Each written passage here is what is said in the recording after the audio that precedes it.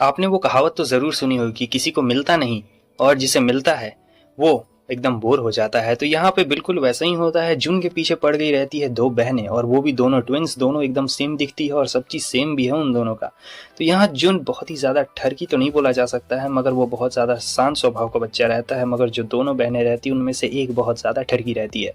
अब तुम लोग को ये पता लगाना है कि उनमें से ठरकी कौन है, क्योंकि यहाँ पे कहानी लव ट्रायंगल में बदल जाती है। जून के पड़ोस में दो नई लड़कियां आती है जिनका नाम रहता है रूमी और नाओरी। तो ये दोनों ट्विन रहती है। रूमी इनमें से बड़ी रहती है और नाओ छोटी वाली रहती है। यहाँ पे जुन भी आता है, उसकी मॉम उसका इंट्रोडक्शन देती है और फिर जो दोनों लड़कियां रहती है वो भी अपना इंट्रोडक्शन देती है।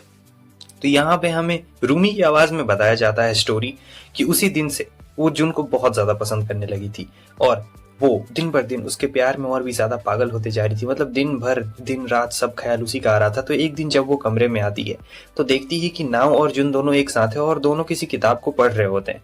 तो नाव पढ़ने में अच्छी रहती है मगर रूमी को उतना कुछ ज्यादा खास इंटरेस्ट रहता नहीं है पढ़ने में। तो उसका थोड़ा सा हार्ट ब्रेक हो जाता है कि यार ये दोनों इतने क्लोज क्यों हैं। फिर वो भी आ जाती है, बैठ जाती है पढ़ने के लिए, लेकिन उसे कुछ घंटा समझ में नहीं आ रहा होता है। और यहाँ तो वो दोनों लगातार बकर बकर करते जा रहे होते हैं, बहुत ज्यादा बोलते जा रहे होते हैं। लेकिन जुन भी समझ गया था कि यहाँ पे रूमी को कुछ घंटा समझ में नहीं आ रहा है। एक दिन वो आती है, उसकी मॉम से कहती है कि आखिर वो कहाँ पे है, मतलब काफी दिन हो गए हम लोग मिले नहीं एक दूसरे से और वो निकल भी नहीं रहा है। तो उसकी मॉम कहती है जुन की, अच्छा वो पढ़ाई का कीड़ा है यार, उसके अंदर जाओ तुम लोग, जाके उसे उसके रूम से बाहर निकालो, तभी मुझे लगता है कि वो अपने रूम से बाहर निकलेगा, वरना नहीं निकलेगा। असल में वो इन दोनों में कुछ नोटिस करती है मगर इन दोनों को वो कुछ भी नहीं बोलती और चली जाती है। और ये लोग सोच रहे होते हैं कि क्या उन्होंने नोटिस कर दिया। तब तक जून आता है और कहता है कि ये तुम लोगों ने क्या किया, अपने हेयर स्टाइल चेंज किया है ना। तो वो लोग कहती है कि हाँ हमने हेयर स्टाइल चेंज किया, मगर तुम ये बताओ कि तुम घर से निकलते क्यों नहीं हो, तुम घर में ही क्यों रहते हो, हम लोग कितने दिन से नहीं मिले थे, हम लोग सोच रहे हैं कि चलो आज चलते हैं बाहर, कहीं घूमा जाए, खेला जाए, कुछ मजा किया जाए। जून कहता है अच्छा तो ऐसी बात है, तो इसमें हेयर स्टाइल बदलने वाली क्या बात है। तो फिर से दोनों उसे डांटती और कहती है कि चुपचाप चलते हो या फिर नहीं खेलने के लिए। तो वो चलने लगता है और यहाँ पार्क में वो लोग बैठे हुए रहते हैं। तो क्या होता है कि जो नाव की दोस्त रहती है वो उसे यहाँ पे बुला लेती है, तो वो साइड में चली जाती है और फिर ये दोनों को अकेले में टाइम मिल जाता है। तो दोनों अकेले में बात कर रहे होते हैं मगर नाव यहाँ पे देखती है कि रूमी और जुन दोनों एक दूसरे के बहुत ज्यादा ही करीब रहते हैं, मतलब लिटरली बहुत ज्यादा करीब रहते हैं, जो कि दोस्ती से बहुत ज्यादा आगे तक दिख रही होती है। उसके नेक्स्ट सीन में हमें दिखाया जाता है कि यहाँ जब रूमी बैठी हुई रहती है तो कुछ लड़कियां आती है और बताती है कि तुम्हारी जो बहन है ना नावरी, उसे कुछ लड़कियां मिलकर परेशान कर रही थी। तो रूमी कहती है कि कोई बात नहीं, उसे कुछ उतना फर्क नहीं पड़ेगा, उसे कोई फर्क नहीं पड़ता है, कोई भी उसे कुछ भी बोले तो। लेकिन तभी वो लड़कियां बेइज्जती करना शुरू कर देती है नावरी की कि हाँ हमें भी लगता है कि इसमें नावरी की ही गलती होगी। और वो बिना मतलब कि नावरी को बोलना शुरू कर देती है कि हाँ मुझे भी लगता है कि उसी की गलती होगी। तो यहाँ पे रूमी अपने मन में सोच रही होती है कि नावरी जो है वो बहुत ज्यादा ही शांत रहती है और बहुत ज्यादा अकेले रहना उसे पसंद है। उसे कोई भी कुछ भी बोल देता है तो उसे कुछ फर्क नहीं पड़ता है कि कोई उसे क्या बोल रहा है या फिर कोई उसे कुछ नहीं बोल रहा है, वो अपने में रहती है, मस्त रहती है। तो फिर वो उस लड़की के पास जाती है और कहती है कि जाके नाव से माफी मांगो, मगर वो लड़की नहीं मांगती और भाग जाती है। थोड़ी देर के बाद हम देखते हैं कि कुछ हल्ला गुल्ला होता है और वो जब क्लास में जाती है तो देखती है कि यहाँ पे जून रहता है, नाव रहती है और साथ ही साथ वही लड़की रहती है। तो वो जो लड़की है वो माफी मांग रही होती है नाव से और ये सारा काम कोई और नहीं बल्कि जुन ही करवा रहा होता है। उस दिन वो और जुन के प्यार में गिर चुकी रहती है। लेकिन फिर जुन कहता है कि तुम भी अंदर आओ और रूमी को बुलाता है और वो लड़की फिर रूमी से भी माफी मांगती है। और उस दिन उसे पता लगा कि जो जुन है वो बहुत अच्छा इंसान, एकदम पीस मेकर वाला इंसान है।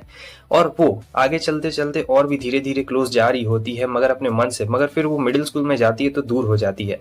अब मिडिल स्कूल में क्या होता है कि नाव जुन के ज्यादा करीब रहती है, क्योंकि नाव और जुन का क्लास दोनों मतलब सेम ही रहता है। और रूमी जो कि उनके क्लास से अलग हो चुकी थी, अब उसे काफी ज्यादा मतलब टेंशन हो रही थी, क्योंकि उसे ऐसा लग रहा होता है कि जो जुन है उससे दिन ब दिन बिछड़ता जा रहा है और छिनता जा रहा है। और अब तो स्कूल भी खत्म हो जाएगा, फिर कॉलेज शुरू हो जाएगा। सो और दिक्कत वाली बात है, जो पहले नावरी जो छोटी थी किसी से बात नहीं किया करती थी, अब वो बहुत ही बोल्ड हो चुकी है। उसके नेक्स्ट सीन में हमें दिखाया जाता है कि आज ये जाती है शॉपिंग पे, किसी और के साथ नहीं बल्कि इसी के साथ। फिर वो कहती है कि चलना पार्क में बैठते हैं, मजा आएगा। तो वो उसे जबरदस्ती खींच के ले आती है पार्क में बैठाने के लिए। और ये सोच रहा होता है कि यार ये पार्क में क्यों लेके आई है, इतना रात है और इतना अंधेरा, बताओ कोई है भी नहीं यहाँ पे, हम लोग आखिर यहाँ पे करेंगे क्या। लेकिन इसके दिल में तो खलबली मच रही होती है, रूमी के दिल में खलबली मच रही होती है। रूमी यहाँ पे कन्फेस करना चाहती थी, वो पूछना चाहती थी और फिर फाइनली वो खड़ी हो गई रहती है बहुत ज्यादा शर्माने के बाद। यहाँ पे जुन भी एकदम शांत हो गया था और फिर वो पूछती कि क्या तुम मुझे डेट करना चाहोगे। ये सुन के वो एकदम हैरान हो जाता है, हक्का बक्का रह जाता है, उसे कुछ समझ में नहीं आता है कि आखिर वो क्या बोल रही है। लेकिन फिर थोड़ी देर के बाद वो कहता है कि हाँ जरूर। दोनों बहुत खुश होते हैं।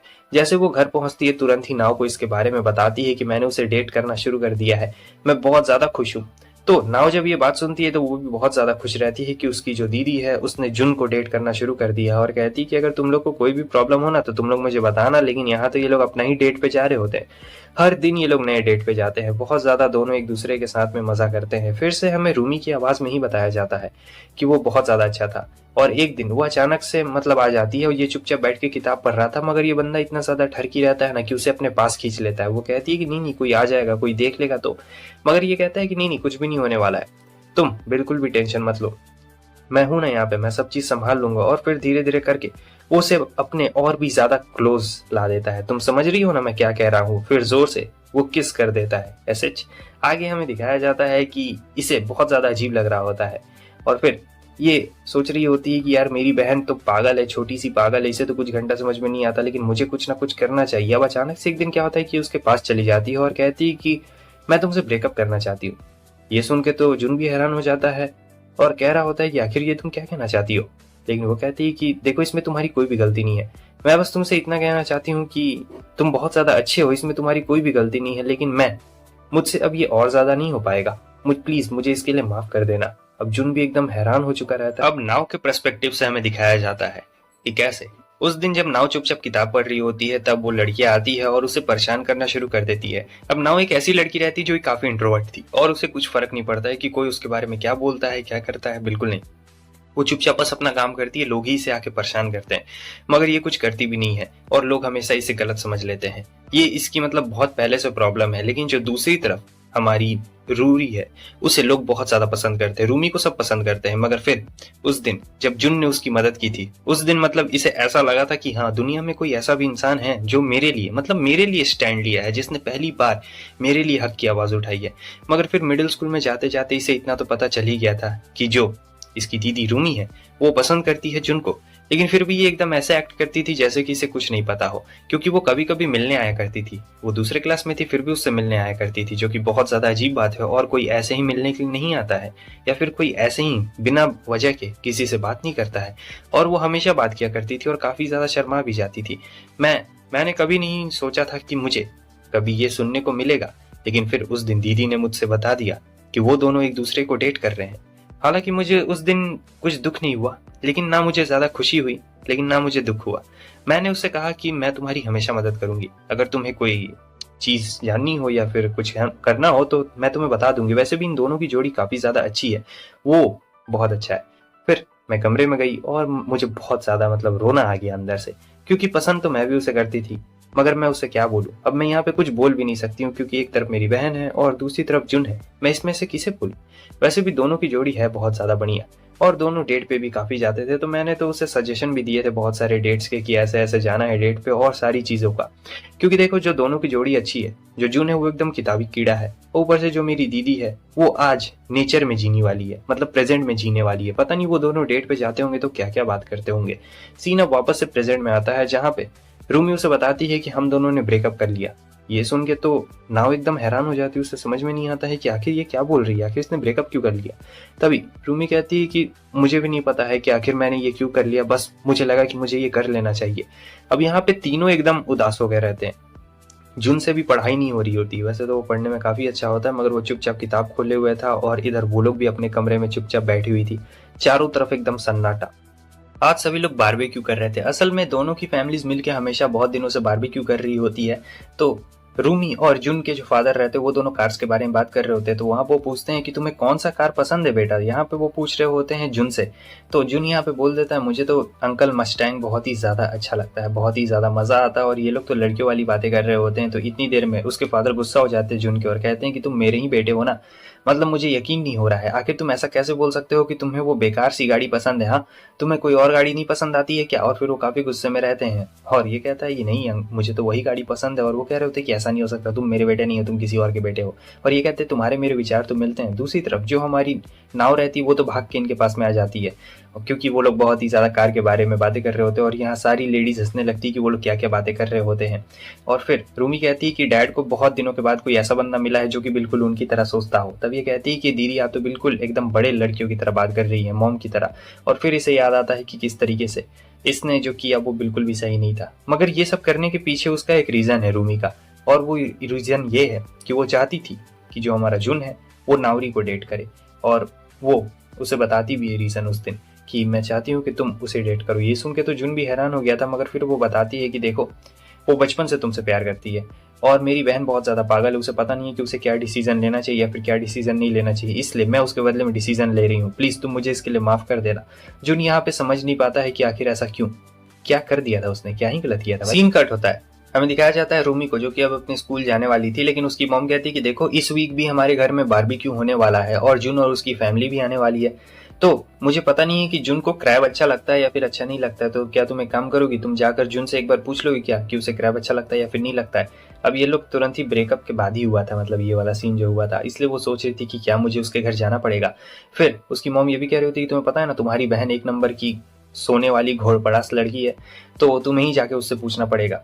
तो अब यहाँ पे ये और भी ज़्यादा सोच रही होती कि क्या यार मुझे ही जाके जुन से पूछना पड़ेगा, क्योंकि अभी हाल फिलहाल में ब्रेकअप हुआ था और अब ये लोग पूछने के लिए जा रहे हैं। तो वही इसे ये सोच रही होती है। और जब वो उसके घर जाती है तो उसके मॉम डैड बाहर निकलते हैं, जहाँ पे वो कहते हैं कि वो तो सो रहा है, तुम एक काम करो तुम जाके उसे उठा दो। वो लोग काफ़ी ज़्यादा मतलब एकदम खुश मिजाज में बोलते हैं कि हाँ यार तुम ही हो एक उसे जो कि उसे उठा सकती हो, वरना तो वो एक नंबर का सोते रहता है, जाओ तुम ही उसे उठा दो। लेकिन जो जुन की मॉम रहती है वो तो पता नहीं अलग ही स्टाइल में बोल रही होती है, शायद उनके कहने का मतलब कुछ और रहता है, मगर ये जो लोग हैं ये कुछ समझ नहीं पा रहे होते हैं, उसके डैड मतलब नहीं समझ पा रहे होते हैं। फिर वो आती है कमरे में, देखती है कि ये तो अभी भी सो रहा है एकदम बच्चों की तरह, तो वो उसके पास में चली जाती है और देखती है कि अरे यार कितना ज़्यादा मतलब प्यारा लग रहा है सोते हुए, एकदम प्यारे से बच्चे जैसा लग रहा है, लेकिन मैंने तो इससे ब्रेकअप कर लिया है। असल में ये करना नहीं चाहती थी, मगर फिर भी इसने कर लिया है, तो यहाँ पे थोड़ा गिल्ट महसूस हो रहा था और ये भी सोचती कि रुको अगर इसने मुझे मतलब देख लिया तो, कि मैं इस तरीके से इसे देख रही हूँ। ऐसे करते करते दोपहर के 1 बजने वाले थे, सुबह से होने वाला दोपहर का 1 बजने वाला है। फिर ये खिड़की खोलती है तो फिर रोशनी से इसकी आंख भी खुल चुकी रहती है जुन की, और वो कहता है कि तुम यहाँ पे क्या कर रही हो। तब वो कहती है कि सुबह सुबह मैं यहाँ पे नहीं कुछ कर रही हूँ, दोपहर हो गई है तो चलो उठ जाओ चुपचाप और जाओ जाके पहले तुम ब्रश कर लो। तो वो कहती है कि तुम आखिर तुम क्या चाहती हो यहाँ पे, हाँ तुम यहाँ पे आई किस लिए हो। तब वो कहती है कि तुम पहले काम करो ना, तुम जाओ अपना मुंह धो लो, उसके बाद मैं तुम्हें बताती हूँ कि मैं यहाँ क्या करने आई हूँ। तो वो तो चला जाता है और ये यहाँ पे इसके बिस्तर पे लेट जाती है और सोचती है कि नहीं मैं ये बहुत गलत कर रही हूँ, मुझे उसके साथ ऐसा नहीं करना चाहिए था, मुझे उसे डंप नहीं करना चाहिए था, ये मैंने बिल्कुल भी ठीक नहीं किया है। तो यहाँ पे काफ़ी ज़्यादा अंदर से पछतावा हो रहा था और गिल्ट महसूस हो रहा था, लेकिन फिर ये भी सोचती है कि अगर मैंने उसे डंप नहीं किया होता तो फिर मेरी बहन नाव कैसे खुश रहती। तो बहन के लिए कुछ भी करना पड़ता है, और जैसे वो आता है तुरंत ही उठ के बैठ जाती है और ऐसे मोबाइल चेक कर रही होती है कि जैसे यहाँ पे ये कुछ कर रही हो। फिर हमारा जुन मुझसे पूछता है तो हाँ बताओ आखिर तुम यहाँ पर किस लिए आई हो, कुछ काम है क्या तुम्हें। तो वो कहती है कि हाँ मॉम ने तुमसे पूछा क्या तुम क्रैब खाना चाहोगे, क्योंकि बारबेक्यू होने वाला है ना इस हफ्ते भी हमारे घर में। तो वो कहता है कि मैं कुछ भी खा लूँगा, मुझे इससे बिल्कुल ही मतलब नहीं है, मैं जो खाऊँ तुम्हें उससे क्या लेना देना है। तो यहाँ पे वो थोड़ा बोलता है तो ये कहती है कि देखो, मगर अब यहाँ पे रूमी से नहीं रुका जा रहा था, जाहिर सी बात है कि वो लोग इतने दिन से रिलेशनशिप में थे तो अब उससे कैसे रुका जाएगा। वो तुरंत ही चली जाती है और कुछ इससे पहले वो बोलता वो उसे गले लगा लेती है और दोनों बहुत ज़्यादा क्लोज आ चुके थे, मतलब एकदम किस करने के कगार पे आ चुके थे। मगर इतनी देर में रूमी को याद आ जाता है कि उसने ये सब जो भी कुछ किया है वो अपनी बहन के लिए किया है, और अगर वो अभी यहाँ पे किस कर लेगी तो सारा चीज़ एकदम खराब हो जाएगा और जो उसकी बहन का उसके ऊपर ट्रस्ट है वो सब टूट जाएगा। हालांकि नाव को इसके बारे में अभी तक कुछ भी नहीं पता है, मगर फिर भी रूमी यहाँ पे रुक चुकी रहती है और जुन तो एकदम फ्रीजी हो गया था वहाँ पे। उसके आगे हमें दिखाया जाता है कि नाव की यहाँ पे फाइनली आँख खुल चुकी रहती है। तो सुत उठ के वो आती है मस्त यहाँ पे, देखती है कि अरे ये क्या घर में कोई भी नहीं, और इसके डैड कह रहे होते हैं कि अरे तुम यहाँ पे क्या कर रहे हो, तुम्हारी बहन तो सुबह सुबह ही स्कूल चली गई, जाओ तुम भी स्कूल में क्यों नहीं जाती हो, आखिर तुम यहाँ पे बैठ के क्या टाइम पास कर रही हो। तो यहाँ पे उसके डैड बोलने भी लगते हैं कि जुन ना पता है बहुत कमाल का लड़का, मतलब मेरी और उसकी तो बहुत ज़्यादा बनती है, और यहाँ पे ये सोच रही होती है कि हाँ हाँ बहुत ज़्यादा बनती है। फिर उसे मैसेज आता है जुन का जो कहता है कि चलो कहीं घूमने चलोगी। तो वो सोचती है कि यार ये मुझे मतलब मैसेज क्यों कर रहा है, मेरे साथ क्यों बोल रहा है घूमने के लिए चलोगी। तो वो कहती है कि अच्छा ठीक है चलो घूमने चलते हैं, और सोच रही थी कि वो अभी अभी ब्रेकअप से मतलब हुआ है ना, तो शायद उसे मेरी ज़रूरत पड़ेगी, क्योंकि हम लोग तो बचपन के अच्छे दोस्त हैं ना, तो मैं उसकी अच्छी तरीके से मदद कर सकती हूँ। तो इसलिए इसने हाँ बोल दिया था, लेकिन चेहरे से लग नहीं रहा होता है कि इसने डायरेक्टली हाँ बोला था। आगे हम देखते हैं कि वो उसके घर पे तुरंत ही आ चुकी रहती है और पूरा बन ठन के आई रहती है। तो वो कहता है कि चलो चलते हैं, क्या तुम मूवी देखने चलोगी। तो वो एकदम हैरान में पड़ जाती है कि मतलब इसके जैसे इंट्रोवर्ट बंदा मूवी देखने के लिए कैसे पूछ सकता है। लेकिन ये सारा प्लान तो रूमी का रहता है पहले से ही, उसने नाव और जुन को एकदम सेट करके रखा हुआ रहता है। तो वो कहती है कि ठीक है चलो तुम्हें मूवी देखने चलना है तो मैं चलूंगी तुम्हारे साथ में, और फिर बहुत पास आ जाती है और फिर क्या था भाई, वो लोग जा रहे होते हैं मॉल में, लेकिन यहाँ जाते जाते ये लोग एक्शन फिगर कर रहे होते हैं, जैसे कार्टून में नहीं किया जाता है, बिल्कुल उसी टाइप का ये लोग हरकत कर रहे होते हैं। और सिर्फ नाव नहीं बल्कि जुन भी कर रहा होता है उसके साथ में। दोनों ऐसा लग रहा होता है कि सही में कार्टून ही यहाँ पे बन चुके हैं। मगर क्या होता है कि सीढ़ी रहती है नीचे, तो वहाँ पर उसका पैर फिसलता है, वो गिरने वाली रहती है एकदम। तभी जून एकदम हीरो की तरह आके उसे बचा लेता है वहाँ पे, और वो कहती है कि तुम्हारा बहुत बहुत शुक्रिया। और ये कहता है कि कोई बात नहीं, कोई बात नहीं। बड़े बड़े शहरों में ऐसी छोटी छोटी बातें होती रहती है, मैं तो हमेशा करता हूँ ये सब चीज़ें। तो वो कहती है कि हाँ हाँ, तुम तो बहुत ज़्यादा तीस मार खान हो। यहाँ पे थोड़ा वो हीरो बनने की कोशिश करता है। खैर, इसके बाद अब इन लोग को जाना भी तो रहता है, तो ये लोग आ चुके रहते हैं मूवी देखने। अब देखो इंट्रोवर्ट बंदा है तो जाहिर सी बात है कि मूवी में इसे थोड़ा सा अनकंफर्टेबल तो होगा ही, लेकिन नाउ इस बात को देख लेती है। फिर ये लोग मूवी देख रहे होते हैं, तो वो मूवी में पूरा घुस चुका रहता है। फाइनली ये मूवी से बाहर भी निकल चुका रहता है, तो वो कहता है चल ना कहीं शांत जगह पे चलते हैं, यहाँ पे मुझे अच्छा नहीं लग रहा है, थोड़ा सा भीड़ है ना। तो वहाँ पे वो लोग चले जाते हैं। यहाँ पे थोड़ा सा शांति का जगह रहता है, लेकिन यहाँ पे हवा भी काफ़ी ज़्यादा चल रहा होता है। और फिर यहाँ पे ये बहाना बनाने लगती है, तो वो तुरंत ही भाग रहा होता है उसके आगे से, क्योंकि जो नाव है वो बहुत ज़्यादा शातिर लड़की है। और यहाँ पे ये बहुत कुछ उसे मतलब बोलना चाहती थी, मगर वो तो एकदम चुपचाप आगे भाग रहा होता है। और रूमी ने प्लान बनाया रहता है कि तुम्हें जाके डेट करना नाव को, लेकिन वो कैसे करेगा भाई, क्योंकि यहाँ पे तो नाव अलग ही एकदम खेलने वाले मूड में रहती है। फिर वो उसके पास में आता है और कहता है कि तुम्हें ठंड लग जाएगी, हाँ तुम ऐसे कपड़े क्यों पहनी हुई हो, मतलब तुम्हारा सॉक्स पूरा ऊपर तक नहीं है। तो वो कहती है कि कोई बात नहीं, लड़कियों का मतलब इतना चलता है, लड़कियों में इतनी गर्मी रहती है कि उन्हें ठंड बिल्कुल भी नहीं लगती है, समझे। इसलिए पार्टी में तुम लोगों ने देखा होगा यहाँ पे लड़के इतने सारे जैकेट पहन के रहते हैं, मगर लड़कियों का क्या है, वो लोग तो ऐसे ही रहती है।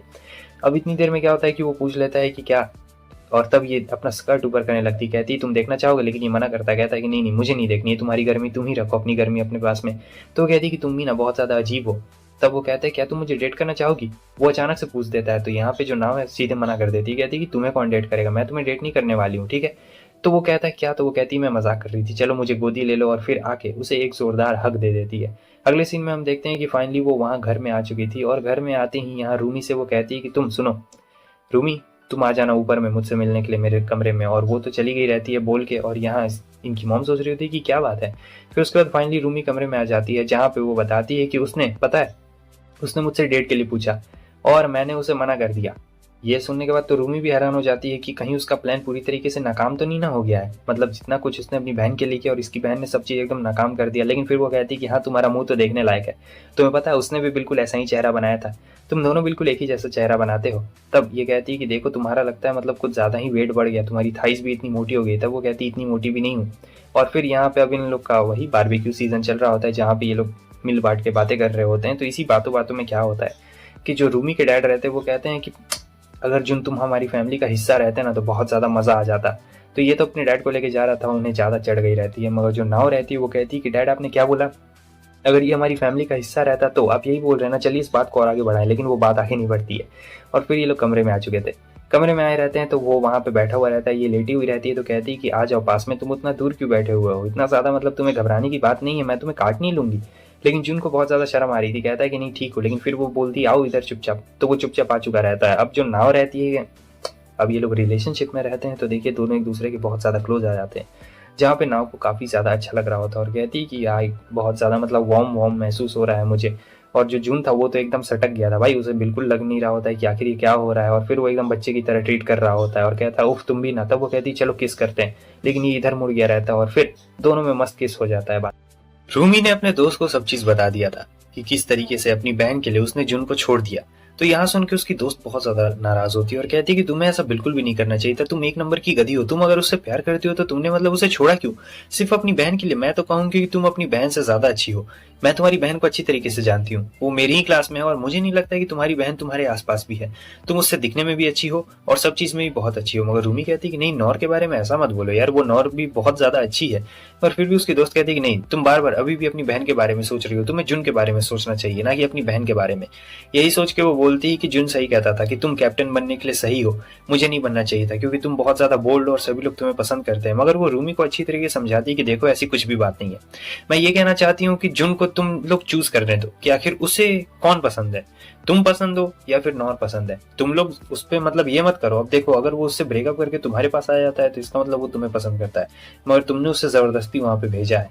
अब समझ लेना आगे जो भी होगा तब तुम्हें खुद ही पे पता चल जाएगा। या फिर तुम एक काम कर सकती हो, तुम दोनों उसे ऑप्शन दो, देखो कि आखिर वो किसे चूज करता है, वो जिसे चूज करेगा वही ज्यादा बढ़िया है। मेरा तो यही मानना रहेगा तुम लोग के प्रति। आगे हमें जुन को दिखाया जाता है जो अपने फ्रेंड के साथ रहता है, इसका नाम रहता है मोरी वाकी। तो मोरी जो रहता है ये लोग यहाँ पे फिल्म का बात कर रहे होते हैं कि चल ना यार मूवी लगी है, फिल्म देखने के लिए चला जाए। तो यहाँ पे नाव भी रहती है और नाव से वो लोग कह रहे होते हैं कि क्या तुम भी चलोगी फिल्म देखने के लिए। नाव कहती है कि हाँ हाँ मैं तो जरूर चलूंगी फिल्म देखने के लिए, काफी ज्यादा मजा आएगा। और ऊपर से वो मोरी को टपरी भी मारने वाली रहती है, मगर मारती नहीं क्योंकि वहां पे आ चुकी रहती है रूमी। अब क्लास चेंज हो गया था तो रूमी अब यहाँ इस क्लास में है, तो वो नाव को भगा देती है और यहाँ उसके दोस्तों को भी कहती है तू भी भाग अपना सीट पे वहां पे, ठीक है। तो वो भी तुरंत वहां से भाग जाता है क्योंकि ये लोग ज्यादा पंगा नहीं लेते हैं भाई रूमी से। और रूमी यहाँ पे मतलब थोड़ा सा शर्मा रही होती है और थोड़ा सा एकदम वैसा हो रहा होता है क्योंकि जून उसके बगल में रहता है और वो बात करने की कोशिश कर रही होती है जून से, मगर जून भी बस अपना पढ़ाई कर रहा होता है। जून एक तरीके से इग्नोर ही कर रहा था मगर उसके दिल में हलचल थी अभी भी। आगे हमें दिखाया जाता है नाव को और उसकी दोस्त को। तो उसकी दोस्त कहती तुम्हें मैथ में कितना आया है, तो वो बोलती है कि मैं तो 96 आया। तो उसकी दोस्त कहती है धक तेरी की मेरा 93 आया, मुझे यकीन नहीं होता है, मैं हमेशा तुमसे पीछे हो जाती हूँ। क्या हम लोग एक काम कर सकते हैं, क्या हम लोग वापस से मैथ में कंपटीशन लगाएं, जिसका ज्यादा आएगा वो आइसक्रीम खिलाएगा और बहुत सारे स्वीट्स भी खिलाएगा। तो वो कहती है कि ना ना ना, मुझे नहीं लगता है कि ये बिल्कुल सही आइडिया है। लेकिन फिर उसकी दोस्त कहने लगती है कि प्लीज प्लीज प्लीज चलना, मजा आएगा, हम लोग आइसक्रीम स्वीट्स वाला लगाते हैं, जो हारेगा वो ज्यादा आइसक्रीम खिलाएगा। ओहो तुम ज्यादा मोटी हो रही हो क्या, इसीलिए क्या। तो वो कहती है कि हाँ वो मैं थोड़ा मतलब मैं सब वेट बढ़ गया है क्योंकि उस दिन जुन ने उसे बोला था। तब उसकी फ्रेंड कहती है कि ठीक है ठीक है ठीक है, अगर खाने वाला कंपटीशन नहीं करना है तो जो हारेगा मतलब वो कैरियोके का बिल भरेगा। क्या कहती हो, कैरियोके से तो तुम्हारा वजन भी कम होगा, इसके बारे में क्या ख्याल है तुम्हारा। तो नाव कहती है कि हाँ ये तो तुम बहुत ही सही आइडिया बोल रही हो। यहाँ पे नाव ने भी उससे कंपटीशन लगा लिया था कि चलो देखते हैं इस बार के मैथ के एग्जाम में कौन सबसे ज्यादा नंबर लाता है। हालांकि इनका मैथ का भी एग्जाम थोड़ी देर के बाद हो ही जाता है। उसके बाद दोनों यहाँ पे टेस्ट पेपर दिखाने वाले रहते हैं कि किसने ज्यादा नंबर लाया। आगे हमें दिखाया जाता है कि दोनों साथ में रहते हैं, जहाँ पे पता लगता है कि नाव ने प्लान को कैंसिल कर दिया, वो कैरियोके जा रही है। इसका मतलब नाव हार गई थी उसमें बेट में। तो यहाँ पे जो मोरी रहता है वो कहता है कि अच्छा इसका मतलब हम दोनों मूवी देखने के लिए चलें क्या। जुन कहता है कि तुम्हारे साथ तो बिल्कुल नहीं जाऊंगा, तुम एक नंबर के ठरकी हो। तब वो कहता है कि ठीक है चलो राजा, मेरे घर पे चलो, मैं तुम्हें दिखाता हूँ कि दुनिया में लड़कियों के अलावा भी बहुत बढ़िया बढ़िया चीजें हैं जिसे देख के तुम्हारे होश उड़ जाएंगे। और यहाँ जुन समझ नहीं पाता, लेकिन जब वो उसके कमरे में जाता है तो अच्छी तरीके से समझ लेता है कि आखिर इसका कहने का क्या मतलब था। क्योंकि देखिए जो मारी रहता है वो एक नंबर का ठरकी इंसान रहता है और ये इतना बड़ा ठरक से भरा हुआ इंसान था कि इसके चारों तरफ रूम में एकदम पोस्टर्स लगे हुए थे। साथ ही साथ वहां पे कुछ डीवीडी भी रहता है। तो मोरी कहता है कि क्या तुम उन डीवीडीज को देखना चाहोगे, बहुत ज्यादा ही मजा आएगा तुम्हें उन डीवीडीज को देखने में, एक बार देखोगे तो बार बार देखोगे, क्या कहते हो जुन। लेकिन जुन कहता है कि नहीं नहीं नहीं मुझे नहीं देखना, वो बहुत ज्यादा शर्मा जाता है। लेकिन फिर भी वो कहता है कि ठीक है अच्छा। तो जुन उससे पूछता है कि क्या तुम्हें पसंद है नाव। तो उसका दोस्त कहता है कि देखो मैं तुम्हें साफ साफ बता दूं, हाँ मैं पसंद करता हूँ नाव को। मैंने उससे जूनियर स्कूल में पूछा भी था कि क्या तुम मुझे डेट करना चाहोगी, मगर पता नहीं उस दिन उसने मुझे साफ साफ एकदम मना कर दिया यार, तो मुझे काफी बुरा लगा था। लेकिन खैर कोई बात नहीं, मैं तुमसे एक बात कहना चाहता हूँ और वो ये है कि तो वो तुम्हें पसंद करती है। ये सुन के एकदम जुन भी हैरान हो जाता है कि इसे कैसे पता। तभी बताता है कि पूरे स्कूल को पता है, वो ट्विन सिस्टर्स तुमसे प्यार करती है, वो लोग तुम्हें पसंद करती है। लेकिन तुम हो एक नंबर के गधे कि तुम्हें खुद ही नहीं पता है कि वो लोग तुमसे प्यार भी करती है। मानना पड़ेगा जुन तुम बहुत ही ज्यादा सीधे साधे और प्यारे से इंसान हो, ऐसा बिल्कुल भी नहीं चलता है यार। तुम तो हर मर्द का सपना जी रहे हो, बताओ एक नहीं दो दो मिली है और वो भी दोनों के दोनों इतनी ज्यादा खूबसूरत है। नाव का तो मेलन भी इतना ज्यादा बड़ा है कि मैं तुमसे क्या बोलूं यार, इसीलिए तो मैंने उसे प्रपोज किया था। उसके जैसी लड़की मैंने देखी नहीं मगर उसने मुझे रिजेक्ट कर दिया। पता नहीं उसने तुम्हें क्या देखा तुम में। लेकिन जो भी बोलो तुम उसे छोड़ना मत, तुम उसे पकड़ लो, दोनों को पकड़ लो, मैं तो कहता हूँ। तुम क्या कहते हो। लेकिन वो तो एकदम चुप रहता है, जुन कुछ बोल ही नहीं पा रहा था। इधर आगे हमें रूमी को दिखाया जाता है। सो ये बास्केटबॉल खेल रही होती है मगर क्या होता है गलती से पैर लग चुका रहता है और जाके सीधे गिर जाती है, तो बहुत जोरों का इसे चोट लग चुका रहता है। और आज जुन यहाँ इनके घर में खाना खाने के लिए आया था क्योंकि उसके पेरेंट्स गए हुए रहते हैं बाहर, तो आज इसे इन्हीं के घर में खाना खाना रहेगा। तो उसकी मॉम कहती है कि हाँ बस थोड़ी देर रुक जाओ, मैं खाना थोड़ी देर में रेडी कर दूंगी। लेकिन उसके डैड तो भाई बहुत ज्यादा खुश होते हैं रूमी के, कहते हैं कि आज आया है, आज रात भर हम लोग बात करेंगे कार्स के बारे में, मजा आएगा। तब तक नाव आती है और कहती है कि दीदी खाना नहीं खाएगी, उन्हें चोट लगी तो उनका मूड बहुत ज्यादा खराब है। अब ये बात पता नहीं रहता है जुन को कि आखिर क्या बात है, क्या चोट लग गई है, क्या मूड खराब है उसका। तब उसकी मॉम बता रही होती है कि वो थोड़ा सा खेल रही थी, स्कूल में ही उसे चोट लग गया और हो सकता है शायद उसका हाथ भी क्रैक हो गया हो, इसीलिए वो बहुत ज्यादा रो रही है। तो यहाँ पे जुन अपने आप को रोक नहीं पाता है, वो कहता है कि मैं जाता हूँ, आप चिंता मत करिए, मैं जाता हूँ उसे बुला के लेके आता हूँ। और फिर वो तुरंत ही भागते हुए ऊपर की तरफ जाता है और कहता है कि मैं हूँ, दरवाजा खोलो। तो वो देरी नहीं करती है, वो तुरंत ही दरवाजा खोल देती है। दरवाजा खोलने के बाद वो लोग चुपचाप यहाँ पे बैठे हुए रहते हैं। अब जब बैठे हुए रहते हैं तो क्या है कि देखिए कितना भी है मतलब उसने ब्रेकअप कर लिया है लेकिन फिर भी वो है तो आखिर उसे पसंद करता है और ये भी उसे पसंद करती है। तो यहाँ पे जज्बात बह जाते हैं, बीच बीच में जज्बात बह चुके रहते हैं और वो उसे पकड़ लेता है, कहता है कि कोई बात नहीं, तुम्हें रोने का मन कर रहा है, तुम यहाँ पे रो सकती हो, मैं हूं ना तुम्हारे लिए यहाँ पे, तुम्हें जितना रोने का मन है तुम उतना रो सकती हो, मैं हूँ तुम्हारा सपोर्ट के लिए। और बाहर से ये सारी जो आवाज़ें हैं वो नाव सुन रही होती है चुपचाप। और फिर दोनों बहुत ज़्यादा क्लोज आ जाते हैं, दोनों यहाँ पे किस करने वाले रहते, तभी वो कहती कि क्या तुम दोनों का हो गया। तभी वो निकलते हैं और फिर ये कहती कि तुमने दीदी के साथ क्या किया, वो तो तुरंत ही भाग गई शर्मा के। तभी कहता है कि मैंने कुछ भी नहीं किया, मैंने बस उसे थोड़ा सा सपोर्ट दिया है और मैंने कुछ भी करने की कोशिश नहीं की है, क्योंकि मैं उसका अच्छा दोस्त हूँ। और यही बस वो कहता है, उसकी आंखों में आंख भी नहीं डाल पा रहा होता है और जो हमारी नाव है वो सब चीज़ समझ रही होती है। यहाँ नाव के जरिए हमें बताया जा रहा होता है कि जो उसकी दीदी है उसकी आंखें रो रो के पूरी लाल हो चुकी है और दोनों एक दूसरे से नजरें नहीं मिला रहे थे। मतलब जो रूमी है वो जुन से नजरें नहीं मिला पा रही थी और जो जुन है वो नाव से नजरें नहीं मिला पा रहा था। तो इन सभी चीज़ों को देख के एक तरीके से तो नाव अच्छी तरीके से समझ गई थी कि अभी भी दोनों के बीच में मतलब वो प्यार है। भले दोनों ने ब्रेकअप कर लिया हो, लेकिन नाव को नहीं पता रहता है कि आखिर दोनों ने किस वजह से ब्रेकअप किया है, इसी की वजह से ब्रेकअप किया है। इसे बस ऐसा लग रहा होता है कि कोई वजह थी, लेकिन दोनों बहुत ज़्यादा यहाँ पे शर्मा रहे होते हैं और नाव बस देखते जा रही होती है। उनके पेरेंट्स भी देख रहे होते हैं कि हाँ ये इन दोनों को क्या हो गया है। वो एकदम चुपचाप, पूरा एकदम सन्नाटा होता है ना, वैसी वाली रूमी बन गई थी, एकदम चुप रहती है। अब अगले दिन सुबह होता है तो ये लोग स्कूल जा रहे होते हैं। तो जब स्कूल जा रहे होते हैं तो ये सोचती उसे थोड़ा सा छेड़ने का, क्योंकि ये लोग तो रिलेशनशिप में है, तो सोचती है कि थोड़ा सा छेड़ लिया जाए, लेकिन वो छेड़ता बिल्कुल भी नहीं है। वो बस चुपचाप चला जा रहा होता है और ऐसा लग रहा था देखने में कि जैसे वो उसे पूरी तरीके से इग्नोर कर रहा हो। लेकिन नाव भी कुछ ज्यादा बुरा नहीं मानती है, क्योंकि वो जानती थी हालात क्या है यहाँ पे, तो वो चुपचाप चली जाती है और फिर ताका झाकी कर रही होती, देख रही होती कि है या फिर नहीं क्लास में। तब तक ये पीछे से आ जाता और कहता है कि तुम, लेकिन फिर वो उस पर गुस्सा करने लगती है और कहती है कि तुम अचानक एक लड़की के पीछे से क्या कर रहे थे, हाँ बदतमीज कहीं के। लेकिन वो कहता है कि मैं तो बस तुम्हें ये कहना चाहता था कि अगर तुम्हें उसे देखना ही है तो तुम क्लास में बैठ सकती हो, क्योंकि वो अभी कहीं पे गया हुआ है, वो नहीं आने वाला है। फिर जब दोनों साथ में यहाँ पे रहते हैं अकेले में, तो वो कहता है कि तुम्हें मानना पड़ेगा यार, तुम उसे पसंद करती हो ना। वो कहती है कि हाँ मैं उसे बहुत ज्यादा पसंद करती हूँ। तब मोरी कहता है कि मुझे उस वक्त सीरियसली तुमसे पूछना चाहिए था यार, तब आज तुम मुझे डेट कर रही होती, वैसे मैं भी तुम्हें बहुत ज्यादा पसंद करता हूँ। एक बात तो ये भी है कि तुम मुझे बहुत ज्यादा अच्छी लगती हो। तो यहाँ पे वो कुछ नहीं बोलती है और वो कहता है कि मैं तुम्हें एक सीक्रेट बताऊं क्या, बहुत खतरनाक सीक्रेट है ये। तो और कहती है कि हाँ जो तुम्हें बताना है बताओ, मुझे उससे क्या लेना देना है। तो वो कहता है क्या तुम्हें पता है कि वो तुम्हें पसंद करता है, तुम उसकी फर्स्ट क्रश हो। और आगे हमें इन दोनों को दिखाया जाता है जो यहाँ पे बताने के लिए आई रहती है कि देखो ये मैं फाइनल टाइम तुमसे बात कर रही हूँ, मैं तुमसे नहीं बात करना चाहती हूँ, मैं नहीं चाहती हूँ कि मैं तुम और नाव के बीच में आऊँ। लेकिन फिर यहाँ वो कहता है कि मैं तुम्हें भूल नहीं सकता हूँ, मतलब मैं तुम्हें पसंद करता हूँ। हाँ मुझे पता है कि मैं बचपन में नाव को पसंद करता था, लेकिन जब से तुम मेरी बनी हो यार मैं तुम्हें ही पसंद करता हूँ। अब सबके बीच कंफ्यूजन हो गया था। ये भी बहुत ज्यादा शर्मा जाती क्योंकि इसे नहीं पता रहता है कि ये जू का पहला। तो चुपचाप बैठे हुए रहते हैं। जून कहता है कि देखो हाँ ये बात बिल्कुल सच है कि मुझे नाव पहले अच्छी लगती थी, लेकिन उसके तरफ से कोई भी रिएक्शन नहीं था। मुझे लग रहा था कि मैं सिर्फ मैं ही मतलब एक तरीके से अपने तरफ से बस लगा रहा हूँ और वो कुछ भी नहीं कर रही है। तो फिर मैंने तुम्हें डेट करना शुरू किया और अब मैं तुम्हें भुला ही नहीं पा रहा हूँ। मुझे समझ में नहीं आ रहा है कि मैं करूँ तो करूँ क्या, मुझे बिल्कुल समझ में नहीं आ रहा है। अब नाव भी मुझे पसंद करती है मगर मैं उसे उतना ज्यादा पसंद नहीं करता हूँ, मैं आज भी तुम्हें ही पसंद करता हूँ और मैं तुम्हें बिल्कुल भी नहीं भुला पा रहा हूँ।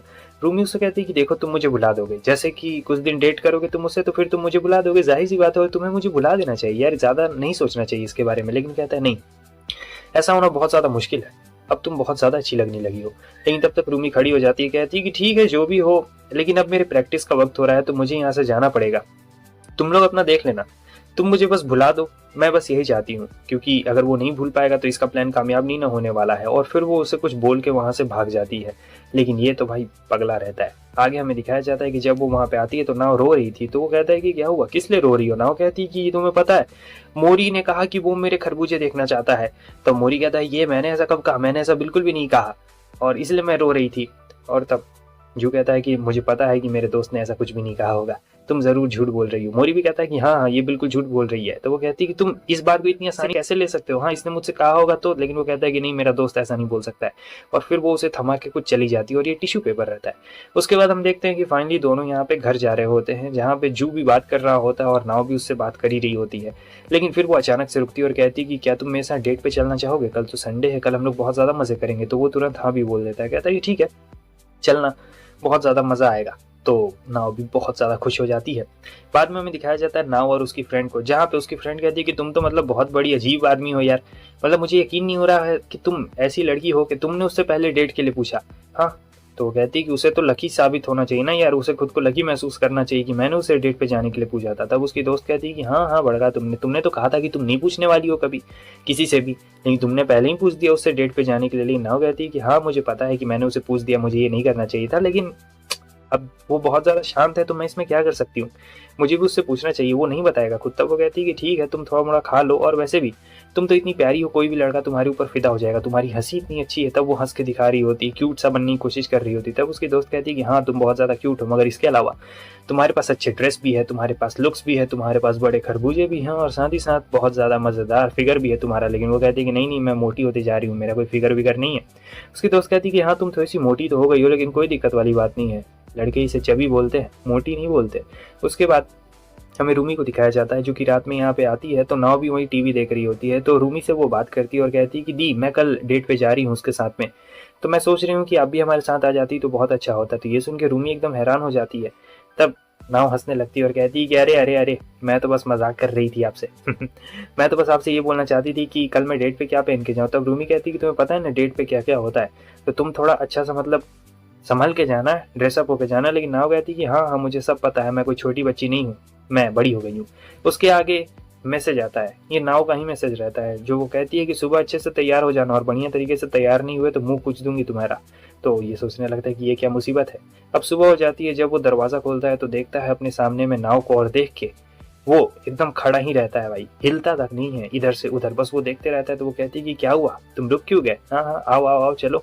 और फिर वो लोग चलते हैं, और बस में भाई सब लोग उन्हें ही देख रहे होते हैं। तो यहाँ पे इसे गुस्सा आ रहा था कि सब इसे क्यों देख रहे हैं, लेकिन फाइनली वो लोग आगे रहते हैं यहाँ पे पार्क में। और पार्क में आने के बाद तो नाव का एकदम जोश बढ़ चुका रहता है। वो कहती कि आज ये करूंगी वो करूंगी ये भी करूंगी वो भी करूंगी, बहुत ज़्यादा मज़ा आने वाला है। तो उसके बाद तो वो एकदम प्यार से जा रहा होता है, क्योंकि उसे नाव को खुश रखना था, बस यही बात रहती है। फिर वो लोग एक्वेरियम में जाते हैं। एक्वेरियम में बहुत बड़ी बड़ी मछलियाँ रहती है, और ये मछलियों को देख रही होती है। लेकिन हमारे जून को यहाँ पे याद आ जाता है कि वो और रूमी भी तो यहाँ एक्वेरियम में आए थे, और एक्वेरियम में उन्होंने किस भी किया था। तो वो सारी यादें इसके एकदम अंदर से बाहर निकल रही होती है, और ये समझ रही होती है कि जून उसके बगल में है। तो वो कह रही होती है कि देख रहे हो कितनी बड़ी मछली है, कितनी ज़्यादा प्यारी, और कुछ कुछ बातें भी करती है। तो देखती है कि ये क्या, यहाँ जून नहीं, यहाँ तो एक छोटा बच्चा है। फिर वो देखती कि वो पीछे है, तब वो गुस्से में उसके पास में जाती है और कहती कि आखिर तुम क्या कर रहे हो, कहाँ पे खो गए हो तुम मेरे साथ घूमने आए हो या फिर क्या करने आए हो यहाँ पे। तो वो उस पे पूरा डांटने लगती है। तो वो कहता है कि अरे नहीं नहीं मुझे माफ़ कर देना, वो मुझे थोड़ा डर लगता है ना। तो वो कहती है अच्छा बड़ा डर लगता है, मुझसे तो डर नहीं लगता, चलो। और फिर वो लोग जा रहे होते हैं यहाँ पे, तो यहाँ पे एक शार्क का बच्चा भी रहता है। तो वो कहती है कि अरे देखो ना कितना ज़्यादा मस्त शार्क का बच्चा है, और हम लोग चाहे तो इसे टच भी कर सकते हैं। जून कहता है छी, इसे टच करोगी यार, यार ये बहुत गंदा महकेगा, अगर तुम इसे टच करोगी तो समझ रही हो ना कितना गंदा बास आ जाएगा। लेकिन वो कहती है कि देखो जिंदगी में हर चीज़ एक ना एक बार ट्राई ज़रूर कर लेनी चाहिए, क्या पता कल हो ना हो। तो जून उसे समझाने की कोशिश करता है कि मत कर, बहुत ज़्यादा बेकार लगेगा। लेकिन नाव कहाँ सुनने वाली थी, यहाँ पर तो वो उसे टच कर देती है, और जब स्मेल करती है तो भाई इतना गंदा महकता है ना। तो वो कहती है कि मैं अकेले क्यों सूंघूं, तुम भी सूंघोगे, चलो आओ। अब जून उसे मना भी नहीं कर सकता था, वरना डांट पड़ती है अलग से। तो वहाँ पे वो उसे स्मेल कराती है, तो वो तुरंत ही उसका नाक पकड़ता, कहती है नकचिड़ी कहीं की। और फिर यहाँ पे एक स्टफ टॉय भी इसे दिला चुका रहता है, और ये लोग काफ़ी ज़्यादा मज़े कर रहे होते हैं, और वो काफ़ी खुश रहती है, कहती है कि मज़ा आ रहा है। तब तक हवा चलने लगता है, हवा चलने लगता है तो मस्त उसका स्कर्ट एकदम ऊपर में हवा में उड़ चुका रहता है, और जुन ने देख लिया था यहाँ पे। लेकिन फिर नाव को भी एहसास होता है कि पता नहीं क्या देख लिया होगा, और वो कहती है कि बेशरम बेहया कहीं कि तुमने क्या क्या देख लिया था। वो कहता है कुछ नहीं, बस थोड़ा सा स्किन देखा, मतलब थोड़ा मोटा हो गया है, बढ़िया है। तो वो कहती है कि तुम एक नंबर के बेशरम हो। तभी कहता है क्या तुमने वो पहना नहीं है क्या। वो कहती है कि मैंने पहना है, मैंने पैंट्स पहने हैं समझे, और मेरी दोस्त ने मुझसे कहा था कि मुझे ये ड्रेस पहन के आना चाहिए, इसलिए मैं ये पहन के आई हूँ। तो वो कहता है कि अच्छा अच्छा ठीक है ठीक है ठीक है। और फिर बहुत ज़्यादा अजीब हो जाता है इन लोगों के बीच में। और दूसरी तरफ हमें दिखाया जाता है रूमी और उसकी फ्रेंड को, जहाँ पे उसकी फ्रेंड पानी लाती है और कहती है कि तुम ठीक तो हो ना, आज तुम बहुत ज़्यादा अलग लग रही हो। असल में रूमी सोच रही थी उनके डेट के बारे में। तब उसकी फ्रेंड कहती है कि देखो मैं तुम्हें एक बात बताना चाहती हूँ, मेरा जो बॉयफ्रेंड है ना, हम लोग गए थे ना जब डेट पे, तो वो मुझसे वो सारी चीज़ें मांग रहा था, लेकिन मैंने उसे देने से मना कर दिया। हमेशा वो ऐसे ही करता है, जब भी मैं जाती हूँ तब वो कुछ ना कुछ करता है, बस हमेशा एक मौका ढूंढता है मुझे अकेले रखने का, ताकि वो मज़े ले सके। लेकिन मैंने उससे मना कर दिया, और इसी की वजह से पिछले हफ्ते हमारी लड़ाई हो गई और हमारा भी ब्रेकअप हो गया। तो रूमी कहती क्या सही में ये सब, और सोच रही होती लेकिन जुन ने तो मुझसे आज तक कभी नहीं मांगा। और वो बताती है कि हाँ, तो ये लोग सोचते हैं क्या सारे लड़के ऐसे होते हैं, लेकिन नहीं, सब लोग नहीं होते, मगर मैं हूँ। और आगे हमें दिखाया जाता है कि ये लोग जाइंट व्हील पे यहाँ पे बैठे हुए रहते हैं, जो एकदम यहाँ पे एकदम रोमांटिक मोमेंट हो जाता है। जू को तो याद आ रहा होता है कि वो रूमी के साथ था, मतलब पहली बार जब वो रूमी के साथ था तो उसने भी तो ये सारे मजे किए ही थे। लेकिन अब यहाँ पे नाव रहती है, और नाव बहुत क्यूट रहती है। उसका क्यूट सबसे ज़्यादा उसका चंगू मंगू रहता है, फाइनली वो लोग घर आ चुके थे, लेकिन घर आने के बाद भी नाव तुरंत ही उसे मैसेज कर देती है और कहती है कैसे हो, चलो आओ यहाँ पे, मैं इंतजार कर रही हूँ। तो फिर वहाँ पे वो चला जाता है और फिर ये लोग बैठे हुए रहते हैं जहाँ पे वो बता रही होती है अपनी मूवी के बारे में और बहुत ज़्यादा एक्साइटेड हो जाती है बताते बताते मूवी के बारे में। फिर वो उसे किताब देता है, कहता है लो पढ़ो, लेकिन वो उसे खींच लेती है और कहती है कि चलो ना हम लोग वो सब करते हैं, तुम्हें करने का मन है ना। अब जू यहाँ पे क्या करता, वो उसके ऊपर ही आ चुकी रहती है और दोनों एक दूसरे के बहुत क्लोज रहते हैं और वो किस भी कर देती है, सिर्फ एक बार नहीं बार बार किस कर रही होती है लगातार। तो यहाँ पे उसे याद आ जाता है कि नहीं मुझे ये सब नहीं करना चाहिए। उसे रूमी का याद आ जाता है कि हम लोग के बीच भी एक बार मौका बना था लेकिन उस वक्त हमने मना कर दिया था, तो इसीलिए वो कहता है कि मैं इसके लिए रेडी नहीं हूँ। तब वो कहती है कि कोई बात नहीं, हम लोग देखो दोनों रिलेशनशिप में है तो वो सब करना बहुत नॉर्मल सी बात है, लेकिन अगर तुम नहीं चाहते हो तो मैं नहीं करने वाली हूँ, मैं तुम्हें कोई भी फोर्स नहीं करने वाली हूँ, भले मैं कितनी भी ज़्यादा नॉटी क्यों ना हो, लेकिन मैं ये नहीं करने वाली हूँ कि तुम्हें फोर्स करूँ क्योंकि इससे मज़ा खराब हो जाएगा। तो यहाँ पे जुन को एकदम सांस में सांस आती है क्योंकि उसने रूमी के साथ भी नहीं किया था, उसे करने का मौका था, लेकिन अब यहाँ पे नाव भी काफ़ी अंडरस्टैंडिंग होती। नाव कहती कि तुमने मुझसे पूछा था डेट पे चलने के लिए, लेकिन मैंने कभी उसके लिए हाँ नहीं कहा था, ना ही कभी रिलेशनशिप के लिए हाँ कहा था। तो सच बात यह है कि हम लोग ऑफिशियली कभी रिलेशनशिप में आए ही नहीं थे जुन। ये सुन के जुन एकदम हैरान हो जाता है।